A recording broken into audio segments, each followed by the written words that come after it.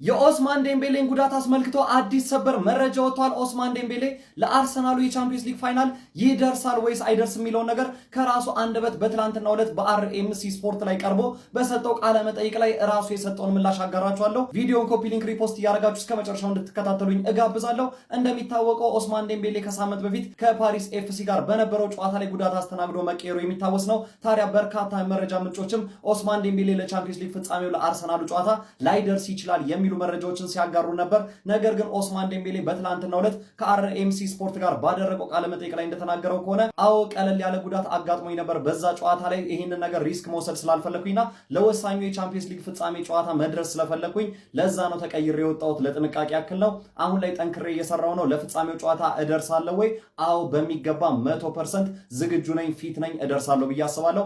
አሰልጣኝ ሉዊስ ኤንሪኬ እንድሰለፍ ከፈቀደልኝ ለጨዋታው ዝግጁ ነኝ፣ እደርሳለሁ በማለት ከራሱ አንደበት እንግዲህ ምላሹን ሰጥቷል። የቻምፒየንስ ሊግ ፍጻሜው በተቃረበበት በዚህ ሰዓት ላይ የኦስማን ዴምቤሌ ጉዳት ትልቅ ስጋትን ፈጥሮ ነበር ለፒኤስጂዎች። ነገር ግን ተጫዋቹ ራሱ እንዳለው ከሆነም እደርሳለሁ እያለ ይገኛል። እናንተ ስለዚህ መረጃ ምን ትላላችሁ? በፍጻሜ ውስጥ ማማንን አሸንፎ የዋንጫው ባለቤት የሚሆን ይመስላችኋል? ሀሳብ አስተያየታችሁን ኮሜንት ሴክሽን ላይ ያጋሩኝ። እንደነዚህ ፈጣንና ታማኝነት ያላቸው እግር ኳሳዊ መረጃዎችን በቀጣይም ለማግኘት የፕላስ ምልክቷን በመንካት የሜዳ ስፖርት ቤተሰብ ይሁኑ።